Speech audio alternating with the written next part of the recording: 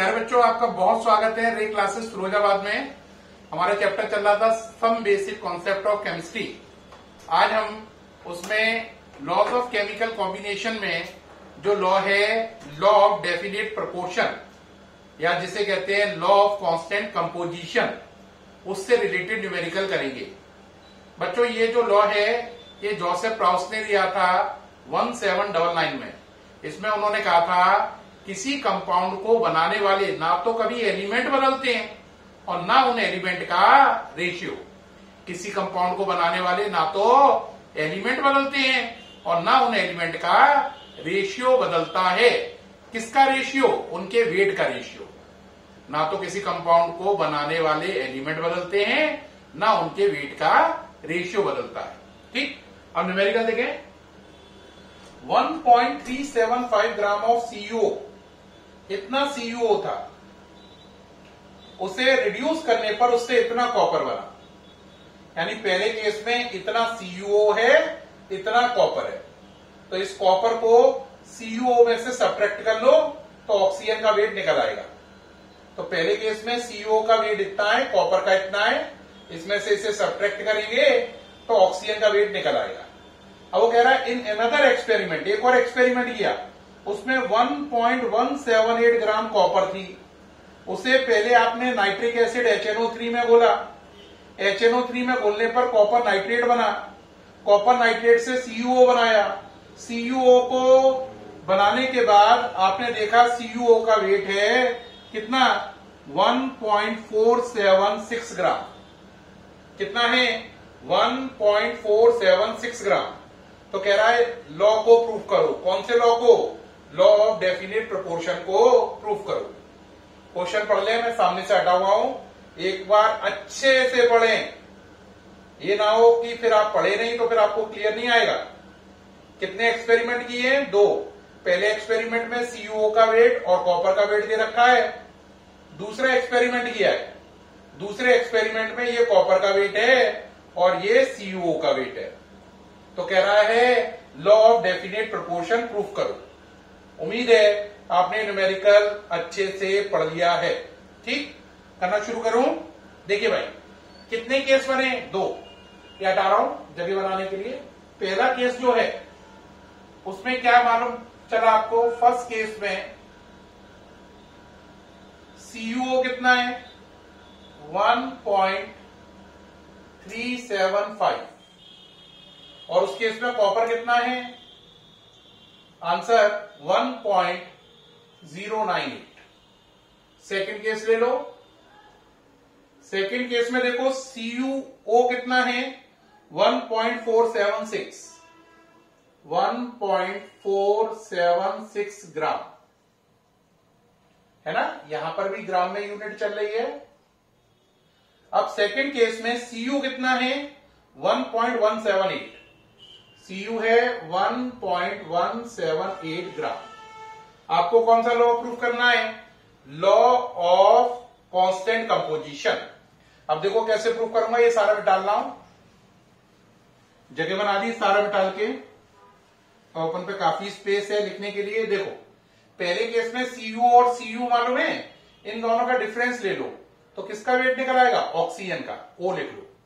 ऐसे ही यहां पे CuO में से Cu घटाकर किसका वेट निकाल लो? O का। घटाना आता है, माइनस करना, करिए भाई। 5 का हो गया 15, 15 में से 8 गए 7, ये रह गया 6, 16 में से 9 गया 7, अब ये रह गया 2 में से 0 गया 2। ठीक, तो ये हो गया 1 में से 1 गया 0, तो ये हो गया 0.277। ऐसे यहां पे माइनस करिए भाई। 16 में से 8 गया 8, ये रह गया 6, 16 हो गया। 16 में से 7 को माइनस करो तो बचा 9। अब ये रह गया 3 में से 1 गया 2.298 या 0.298, 1 में से 1 गया 0। तो आपने देखा पहले वाले केस में कॉपर का वेट कितना है? आंसर 1.098। ऑक्सीजन का वेट कितना है? आंसर 0.277। अब आप कॉपर अपॉन ऑक्सीजन कर लो पहले केस में। ऐसे दूसरे केस में आ जाओ। दूसरे केस में चलो कॉपर कितना है, आंसर 1.178, ऑक्सीजन कितना है 0.298।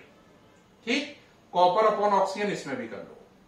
तो पहले केस में हमने Cu अपॉन O किया, दूसरे में भी Cu अपॉन O किया। अगर आप इसको करेंगे तो ये 4 टाइम जा रहा है ना। तो आपका Cu और O का रेशियो कितना आया 4:1। Cu और O का रेशियो आया आपका 4:1 आ गया।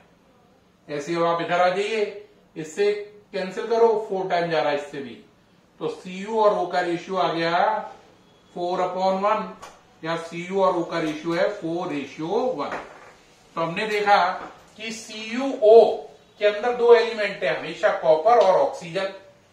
और कॉपर और ऑक्सीजन का रेशियो चाहे पहला केस हो या दूसरा केस हो, दोनों में कॉपर और ऑक्सीजन का रेशियो 4:1 है, चाहे केस नंबर 1 है या 2 है।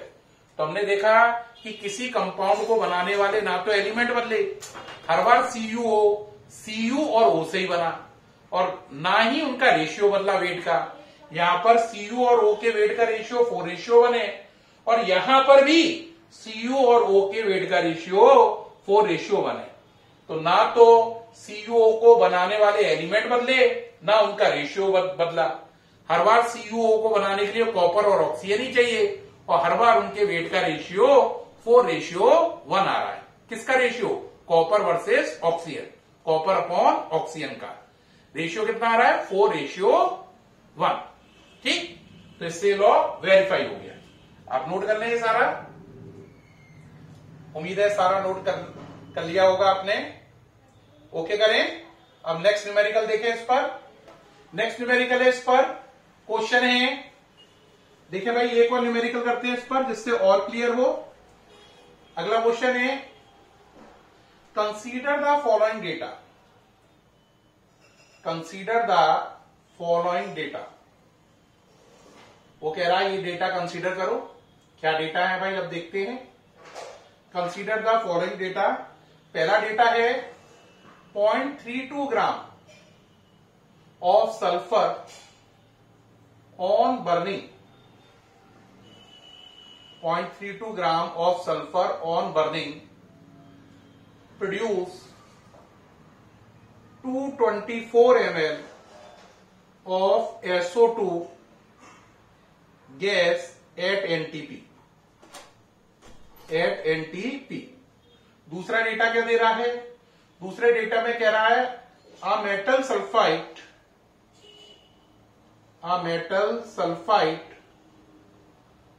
react with mineral acid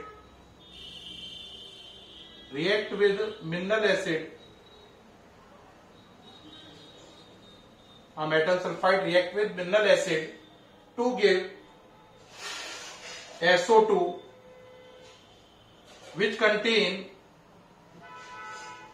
50% sulfur and 50% oxygen। 50% sulphur and 50% oxygen है ना। अब नीचे कह रहा प्रूव लॉ ऑफ आपको कौन सा लॉ प्रूफ करने को कह रहा है, prove law of definite proportion. कह रहा लॉ ऑफ डेफिनेट प्रपोर्शन साबित करो। सामने से हट जाओ, पूरा पढ़ के देखें। 0.32 ग्राम सल्फर को बर्न करने पर 224 ml SO2 बन रही है। दूसरा केस है मेटल सल्फाइड को मिनरल एसिड से रिएक्शन कराने पर SO2 बन रही है, जिसमें 50% S है, 50% ऑक्सीजन है। कह रहा है इन दोनों बातों से law of definite proportion proof करो। यानी हम पे 2 डेटा हैं। मैं क्या करूंगा, दोनों डेटा में SO2 है तो दोनों डेटा में S और O का वेट निकालूंगा। किसका, S का और O का। पहले डेटा में S और O का रेशियो लूंगा और दूसरे डेटा में S और O के वेट का रेशियो लूंगा। दोनों रेशियो क्या आएंगे, सेम।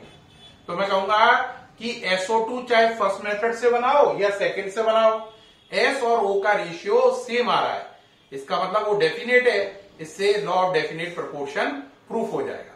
अब करेंगे कैसे, डिटेल में समझो। पहला डेटा क्या कह रहा है, 0.32 ग्राम सल्फर के बंद करने पे 224 ml क्या बनना है, SO2।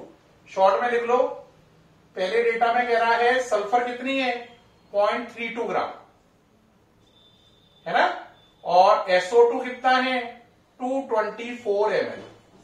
ये फर्स्ट डेटा की बात कह रहा है, तो यहां पे लिख दिया फर्स्ट डेटा में ये बात कही गई है, ठीक है। अब इसको मिटा दे रहे हैं। दूसरे डेटा में क्या कह रहा है, SO2 के अंदर 50% सल्फर है, 50% ऑक्सीजन है, तो ये मिटा रहे हैं। सेकंड डेटा ले लो। सेकंड डेटा में बोलो क्या है, सेकंड डेटा में आप पर SO2 है, उसमें सल्फर 50% है और ऑक्सीजन भी 50% है ना।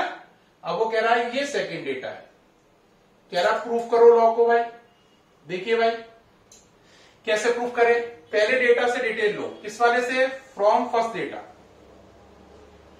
बेटा एक लॉ अभी आप आगे चल के पढ़ोगे इस चैप्टर में, एवोगाद्रो लॉ। कौन सा law, Avogadro law, from first data, sorry from first data and Avogadro law.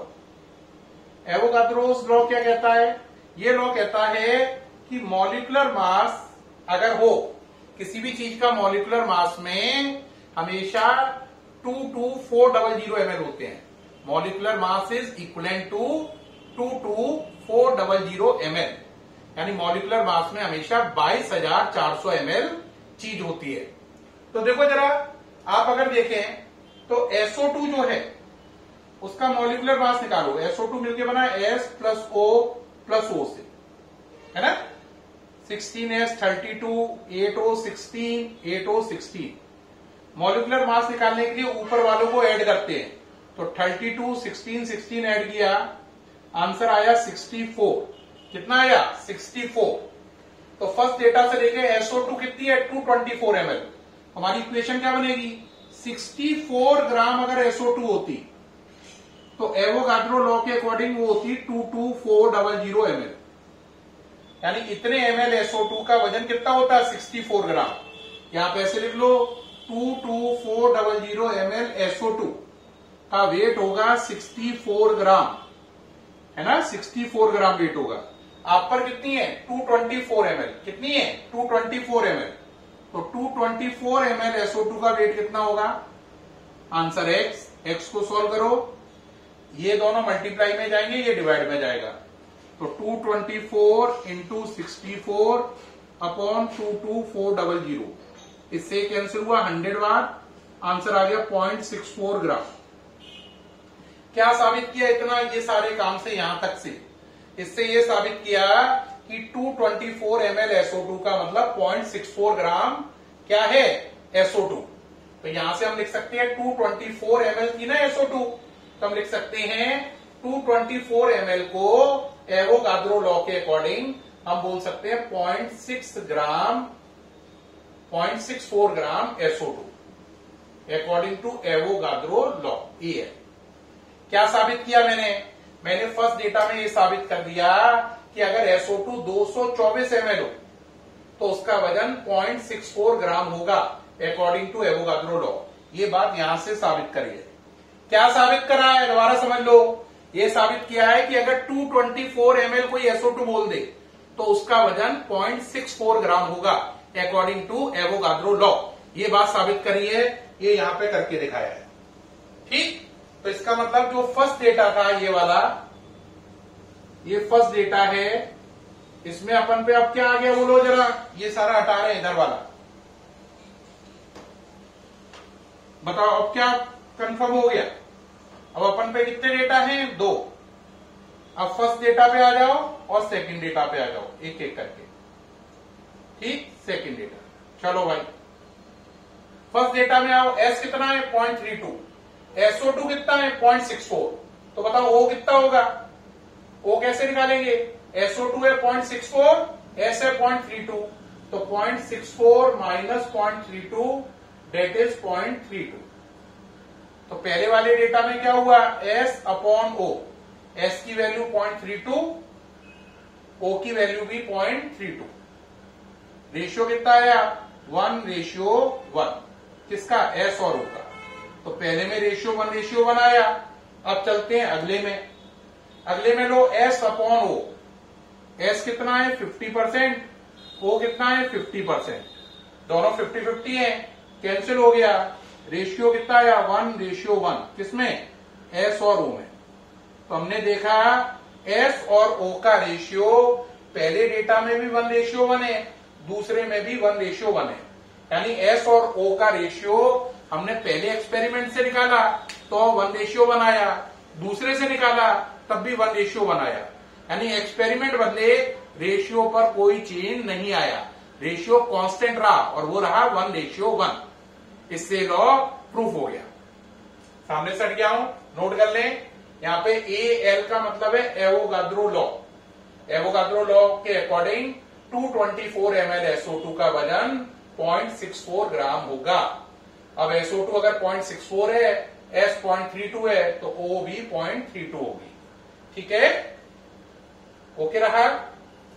प्यारे बच्चों, इस वीडियो में मैंने 2 क्वेश्चन किए, लॉ ऑफ डेफिनेट प्रोपोर्शन या लॉ ऑफ कांस्टेंट कंपोजिशन पर, और उसमें मैंने बार बार ये साबित किया कि इस लॉ में अगर हम रेशियो लेंगे तो हर एक्सपेरिमेंट में जो रेशियो आएंगे वो सेम आएंगे, डेफिनेट आएंगे, कांस्टेंट आएंगे। ठीक है, उम्मीद है इस वीडियो से आपको ये न्यूमेरिकल अल्ट्रा क्लियर हुए होंगे। फिर मुलाकात होगी नई वीडियो के साथ। ओके।